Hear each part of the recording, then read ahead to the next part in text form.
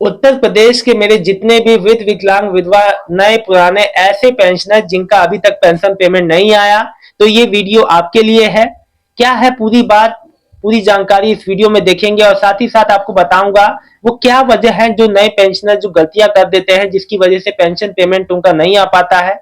और दोस्तों पुराने पेंशनर से का अगर जो पेंशन पेमेंट नहीं आया 2-3 दिन बाद भी, तो आपको क्या स्टेप लेना है कि आपको जो कहाँ जाना है, क्या चीज की जांच करनी है, पूरा स्टेप बाय स्टेप बताया है। इसलिए पूरा वीडियो एंड तक देखिए, आपको सारी बात समझ में आ जाएगी। बहुत बहुत धन्यवाद वीडियो देखिए। उत्तर प्रदेश के सभी विकलांग विधवा पेंशन लाभार्थियों का एक बार फिर से आज दोस्तों 16 अक्टूबर 2025 और दिन है आपका बृहस्पतिवार का। सभी का स्वागत करता हूं दोस्तों। दिवाली से 3 दिन पूर्व आप सभी को जो है दिवाली की शुभकामनाएं और आशा करता हूं आप लोग का अभी तक सबका पेमेंट आ गया होगा।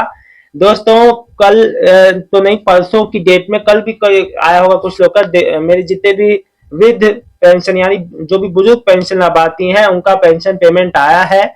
और मैं आपको बता दूं पेंशन पेमेंट आया ही नहीं, इसके अलावा मैं आपको बता दूं जितने लोगों को ये मतलब कई लोग ये घबरा रहे थे, कई लोग को बहुत ज्यादा, कई लोग सोचे थे हमारा इस बार आएगा ही नहीं। जैसे देखिए लोगों के मन में क्या होता है ना, डर बैठ जाता है पेंशन को लेके, हमारा पेंशन कहीं कट ना गया हो, कहीं हमारा कोई दिक्कत ना हो गया हो। देखिए ऐसा कोई बात नहीं है।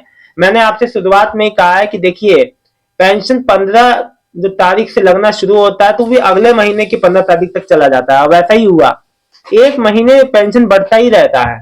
उत्तर प्रदेश इतना बड़ा राज्य है, अब अलग अलग जिलों में अलग अलग समय पे पेंशन लगता है।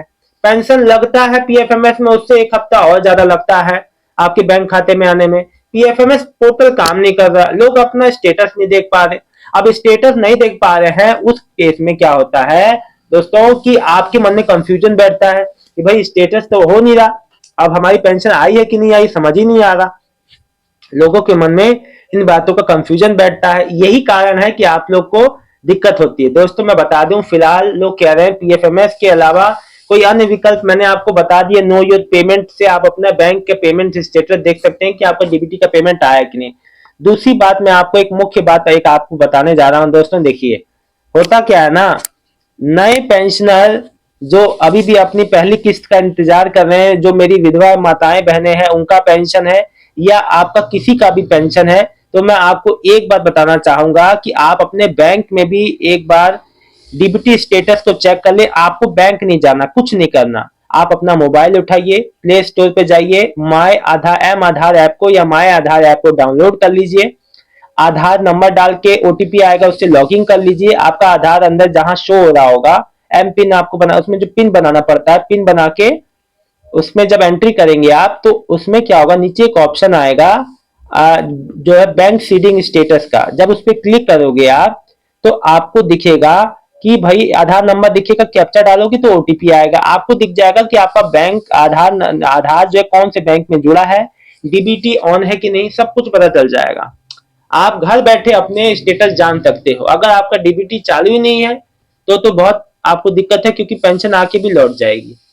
ये मैक्सिमम नए पेंशनर से गलती हो जाती है, भूल चूक हो जाती है। इंसान है, गलतियों को करने का हमें हमें हम ही जो गलती कर भी सकते हैं सुधार भी सकते हैं। तो इन बातों का आप लोग ध्यान रखना है। पीएफएमएस वाले जितने बार मुझसे पूछे सर पीएफएमएस पे चेक नहीं हो रहा है, ये नहीं भैया, उस पर जो आप लोग जो क्यों डिपेंड है, उस पर डिपेंड होना छोड़ दीजिए। ठीक है, अगर आपकी मान लो दिवाली से पहले तक नहीं आती है तो एक बार सीधे कार्यालय में संपर्क कर लेना, सबसे अच्छा। ठीक है, लेकिन पीएफएमएस पे डिपेंड मत रहिए। ठीक है, अगर देखो बैंक में सब कुछ नहीं है तब भी नहीं आ रहा तो आपको कार्यालय में संपर्क करना है। जो बात है मैं आप लोग को क्लियर बता रहा हूं, कोई भी मन में कंफ्यूजन ना रखिए। पेंशन बढ़ने को लेके कोई भी अपडेट नहीं है फिलहाल, 1000 ही पेंशन आ रही है।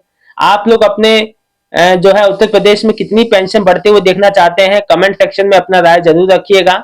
दोस्तों एक बात मैं आपको बता दूं, जब भी आप नई पेंशन बनवाने जाएं मैं सभी को एक बात कह रहा हूं, देखिए आप अपने डॉक्यूमेंट्स जैसे इनकम सर्टिफिकेट, आधार, जो भी आप बैंक की किताब जो भी जमा कर रहे हैं, लगा रहे हैं, उसमें आपका नाम, address, date of birth, father name या हस्बैंड नेम जो भी मेंशन कर रहे हैं, एक्यूरेट जानकारी मेंशन कीजिए। कई कई बार होता क्या है ना, आपने एप्लीकेशन लगा दिया, आप 4 महीने से वेट कर रहे हैं मेरी पेंशन बन के आएगी, अब आपकी पेंशन बन ही नहीं रही है। देखिए 100 की 100 एप्लीकेशन अप्रूव होके पेंशन नहीं मिलती है उनको, कुछ पेंशन रिजेक्ट भी हो जाती है। वो इन्हीं गलतियों की वजह से होती है जो आप लोग करते हैं, दोहराते हैं। इसीलिए कहता हूं एक अक्षर की गलती भी आपकी पेंशन रोक सकती है, इसलिए गलतियां ना करें। बैंक विवरण कोई भी, देखिए बैंक विवरण तो बात एक अलग हो जाती है, क्योंकि बैंक विवरण क्या है ना, अब आपका जो आधार नंबर से ही आपके बैंक खाते में पैसे जाएगा। आप चाहे वहां कोई और खाता, किसी का खाता नंबर भी डाल दो, आएंगे आपके उसी खाते में जिसमें आपका आधार है, किसी और के खाते में पैसे आ ही नहीं सकते। पहला जमाना गया अब वो, ठीक है। तो इन बातों को समझिए, कोई अब जमाना डिजिटलाइज है, सब कुछ डिजिटल है, आपकी एक गलती भी आपकी पेंशन पे भारी पड़ सकती है, इसलिए गलतियां ना करें। नए पेंशनर से मैं खास हिदायत दे रहा हूं, और कोई भी समस्या है पेंशन रिलेटेड आप मेरे से पूछिए। दोस्तों फिलहाल इस वीडियो में इतना ही। आज अगर आप लोग की कल शाम तक या आज तक आज आपकी पेमेंट आए तो इस वीडियो में जो कमेंट जरूर कर दीजिएगा, कौन से जिले से है ये भी बताइएगा। दोस्तों मिलता हूं एक नेक्स्ट वीडियो में एक नई जानकारी के साथ, तब तक के लिए उत्तर प्रदेश की सभी विधवा विकलांग विधवा पेंशनर्स को बहुत बहुत धन्यवाद। आपका दिन शुभ हो।